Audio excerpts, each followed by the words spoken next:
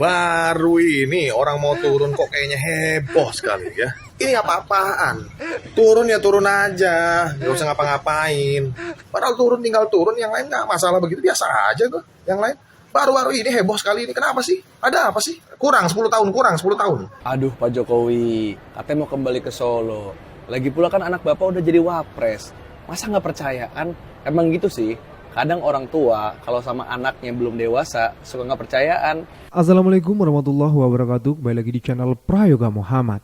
Gimana kabar kalian semua? Semoga baik-baik saja ya dan dilancarkan segala rizkinya. Pak Jokowi sebentar lagi akan lengser ya teman-teman semua. Tidak lebih dari 100 hari karena bulan 10 nanti, tepatnya tanggal berapa? 20 ya. Beliau akan digantikan oleh Pak Prabowo Subianto. Tapi di akhir jabatannya justru Pak Jokowi ini melakukan hal-hal yang terlihat aneh gitu ya.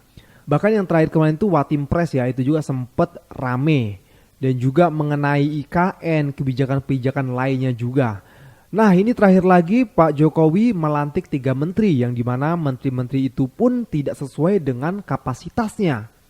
Maksudnya tidak sesuai dengan paknya, dengan kemampuannya, dimana itu juga ada dari keponakan Pak Prabowo juga ya. Maka dari itu banyak komentar yang dilayangkan kepada Pak Jokowi dari para netizen. Oke teman-teman semua, kita akan lihat ya bagaimana komentar daripada netizen. Ini dia videonya. 100 hari menjelang lengsernya Joko Red Flag Widodo, apa saja warisan problematik yang akan ia tinggalkan? Beban utama jelas IKN yang bahkan anaknya pun menolak tinggal di sana. Kereta cepat yang bikin BUMN cepat bangkrut. Tabungan penderitaan rakyat alias tapera. Motor dan mobil wajib diasuransikan. Pajak pertambahan nilai naik jadi 12% tahun 2025. Jadi bagi yang sering jajan di restoran siap-siap ya. Dan akibat kecanduan berkuasa hingga merudah paksa aturan konstitusi sesuka hati, berdampak pada rendahnya minat investor menaruh uangnya di republik ini. Mental yang diwariskan masih makelar, menyambut investor gegap gempita, tapi iklim bisnisnya masih compang-camping. Ingat, dinasti politik itu memang keniscayaan, tapi bukan dikondisikan saat masih berada di pucuk kekuasaan. Benar-benar what the poll. Ya benar sekali ya apa kata si netizen ini. Dan banyak ya pengamat politik mengatakan dinasti itu tidak bagus teman-teman semua. Karena dengan adanya dinasti itu korupsi pun jadi lebih leluasa. Kalau kata Bang Panji itu seperti itu ya. Lebih gampang untuk korupsi karena yang megang kekuasaan tuh dinasti, saling kompromi akhirnya kan. Di akhir jabatan beliau juga banyak netizen yang mengatakan bahwasanya KKN, kolusi, korupsi, nepotisme ini sangat merajalela teman-teman semua. Banyak juga yang akhirnya rakyat itu semakin tidak percaya dengan pemerintahan. Bagaimana tidak, hukum tidak tegak lurus, KPK di bawah kekuasaan presiden. Terus kebijakan yang seharusnya diinginkan oleh rakyat justru tidak sahkan seperti UU perampasan aset. Itu kan penting sekali itu. Oke teman-teman semua, kita lanjut lagi ke videonya. Baru ini orang mau turun kok kayaknya heboh sekali ya. Ada MK, kemudian MA, terakhir apa? Tempat penitipan anak. Bukan, maksud saya DPA, Dewan Pertimbangan Agung. Ini apa-apaan? Turun ya turun aja, nggak usah ngapa-ngapain. Ya kan memangnya harus gitu meminta pertimbangan, harus dalam struktur, punya jabatan, punya struktur dalam pemerintahan. Hah? Kan bisa dari rumah, dari tempat pensiunan ya, atau membuat partai politik sendiri. Ngapain membentuk negara baru, lembaga baru? Yang biayain siapa? Kan rakyat juga itu. Dikatakan dalam bocoran arus Tempo itu nanti keanggotaannya tidak terbatas ya, bahkan rangkap jabatan pun bisa. Kan ngawur begini. Udah kita utang 8.000 triliun dibentuk DPA lagi. Nah, dan yang paling fatal adalah DPA katanya setara presiden. Kan kacau Pak. Kacau kita ini bernegara ini. Sudahlah, ini heboh betul ini orang mau turun ya. Padahal turun tinggal turun, yang lain nggak masalah begitu, biasa aja kok. Yang lain baru-baru ini heboh sekali ini. Kenapa sih? Ada apa sih? Hah? Ada apa? Kurang 10 tahun, kurang 10 tahun. Anaknya udah jadi wapres, kurang. Heran. Aduh, ini mah namanya Jokowi 3 periode, tapi versi malu-malu. Revisi Undang-Undang Watimpres akan membuat Dewan Pertimbangan Presiden berubah jadi Dewan Pertimbangan Agung. Dan secara jabatan akan setara dengan Presiden. yang tadinya cuma 9 jumlahnya sekarang boleh tidak terhingga, nggak terbatas. Dan kita sama-sama tahu Dewan Pertimbangan Agung ini akan menjadi kendaraan Joko Widodo pasca demisioner di Oktober besok nanti. Dia nggak punya partai, dia nggak punya perusahaan besar, ya dia akan main-mainan politiknya lewat Dewan Pertimbangan Agung dengan masih ngatur-ngatur Prabowo dan anaknya Gibran di kekuasaan nanti. Di podcast Bocor Alus yang terbaru bahkan dibilang undang-undang ini dibahas cuma dalam waktu 5 menit. Gila nggak tuh? DPR ini emang cuma tukang cap stempel kekuasaan doang, nyanyian lagu setuju kalau kata Iwan. Ya gimana para partai nggak nurut? Rencananya DPA ini akan dijadikan Prabowo sebagai tempat merangkul tokoh-tokoh besar, termasuk mereka-mereka yang kemarin kalah di Pileg. Jadi disediain tempat. Revisi One Team Press ini akan mengubah beberapa hal, termasuk yang krusial adalah pertama, namanya One Team Press jadi Dewan Pertimbangan Agung. Dan yang kedua, dia akan setara dengan presiden. Dan aneh kan? Ketiga, jumlahnya yang tadinya 9 sekarang boleh tidak terbatas. Dan jelas ini sungguh bikin gemuk dan makan anggaran yang nggak guna, nggak penting. Ini makin-makin, di jalan makin banyak mobil tetot. Kemarin cuma RI 1 sampai sekian, sekarang RI 1 sampai RI 1000 nanti. Dan tahu nggak sebaliknya apa?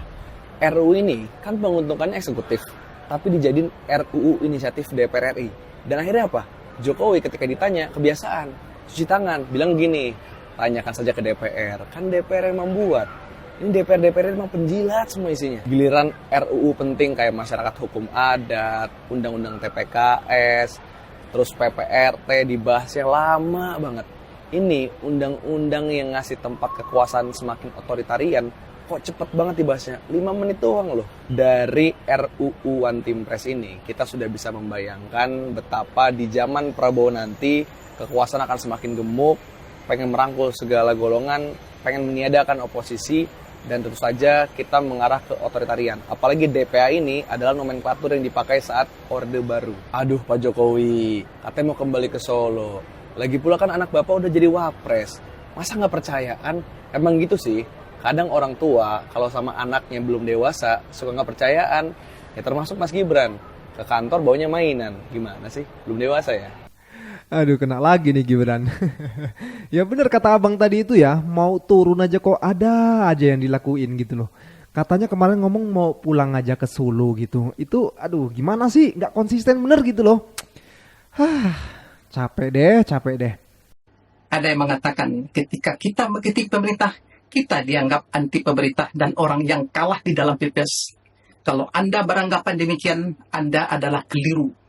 Karena orang yang mengkritik pemerintah adalah orang yang peduli pada bangsa dan negara ini. Mereka tidak peduli dengan diri dia sendiri. Ingat, negara kita kaya, penduduknya miskin, cari kerja susah, kalaupun dapat gaji kecil, korupsi di mana-mana, penegakan hukum buruk. Padahal presiden silih berganti. Lalu apa kerja mereka? Ingat, kita dijajah 350 tahun. Mengapa kita lama merdeka? Karena banyaknya pengkhianat bangsa yang kerjanya hanya menjilat dan demi kepentingan pribadi mereka. Sehingga dengan demikian, Indonesia lama dijajah. Seandainya semua masyarakat peduli, maka tentu kita akan cepat merdeka ketika itu. Kira-kira begitulah analoginya. Demikian. Betul sekali, maka dari itulah ayo para netizen tuh peduli gitu dengan pemerintah, peduli dengan negara gitu loh. Kawal terus pemerintah, pejabat tuh dikawal terus biar nggak nyerong gitu loh. Kalau didiem-diemin gitu kan enak bener nyerong, nggak diviralin, didiemin sama masyarakat gitu kan. Ya seperti ini nih, kita lihat videonya. Bagi para orang tua, jangan lupa persiapkan gizi anak supaya sehat, pendidikan anak supaya dia bisa menjadi orang nantinya. Dan jangan lupa karirnya juga disiapkan supaya dia juga punya karir. Keponakan juga, biar keponakan juga punya karir. Jadi memang tugas orang tua seperti kita ini luar biasa ya. Ya nggak? Menteri Keuangan Thomas Ciwandono yang juga keponakan Presiden terpilih Prabowo Subianto. Salam logika. Negara ini kok makin jadi urusan keluarga ya? Thomas Ciwandono ini kan bukan ekonom. Sekolahnya dia ambil sejarah. Ambil S2-nya, dia jurusan International Studies, walaupun ada International Trade. Jauh banget dibandingkan dengan Sri Mulyani, Budiono, Mari Pangestu, atau ayahnya sendiri, Sudrajat Jiwandono. Indonesia tidak kekurangan yang benar-benar ekonom. Hanya karena ponakan Pak Prabowo lalu diangkat sebagai Wakil Menteri Keuangan. Pinter juga sih Pak Prabowo Subianto ya, dia nyuruh Pak Jokowi yang ngangkat ponakannya, biar nanti pas Pak Prabowo dilantik jadi presiden, dia terhindar dari kata KKN. Hebat. Halo guys, kemarin Pak Jokowi telah melantik 3 orang wakil menteri dan keponakan Pak Prabowo ikutan. Ya, entah kenapa ya negara kita ini kok semakin kesini ya semakin menjadi urusan keluarga saja. Nah, soal Thomas Jiwandono ini, dia ini bukan seorang ekonom. Dia sekolahnya saja sejarah, S2-nya juga ya international studies. Meski ada international trade-nya, tapi jauh dari sosok seorang ekonom seperti Sri Mulyani, Budiono, Mari Pangestu, apalagi ayahnya Sudrajat Jiwandono. Kita punya banyak ekonom, tapi kenapa ya banyak ekonom beneran, tapi kok sepertinya nggak kelihatan. Apalagi sama-sama kita tahu kalau Thomas Jiwandono ini kan bendara umum Partai Gerindra. Ini gimana ya? Secara etika boleh nggak ya seorang bendara umum partai lalu mengetahui tentang ya seluk-beluk postur anggaran negara? Tapi ya sudahlah, sepertinya memang bukan zamannya lagi sekarang untuk bicara soal etika-etikaan, karena sekarang zamannya anak, menantu, dan keponakan. Salam. Etika sudah luntur. Jadi, tidak hanya memberikan ruang kepada anak, menantu, dan juga ponakan, pastikan dulu gizinya. Gizinya. Pak, mau makan. Saya ada 7.500. Dapat apa ya? Nggak dapet. Ayam dapat nggak? Nggak ada. Hah? Nggak ada. Ikan dapat nggak 7.500? Nggak dapet. Nah, terus 7.500 dapat apaan, Pak? Janji palsu pemerintah. Buat bayar tapera. Sekarang gue lagi ada di masjid dekat rumah Pak Anies tuh. Gini, kalau anggaran makan siang gratis jadi 7.500, udah dah mending gak usah aja Pak. Mendingan gak usah. Program itu ada kan karena Bapak dulu kesian sama anak-anak Indonesia. Kalau jatuhnya 7.500, bukan kasihan lagi jatuhnya Pak, tapi udah merendahkan rakyat Indonesia, merendahkan orang tua dari anak-anaknya yang mau mendapatkan program makan siang gratis. Ini kan udah aja Pak. Lagian nih buat pendukungnya nih yang ngomong, kan yang milik kita, kenapa kalian yang harap makan gratis? Ambil jatah makan siang gratis buat anak-anak pendukung 01 sama 03, ambil buat lu semua. Bukan masalah itunya, jadi konsistensi dari janjinya.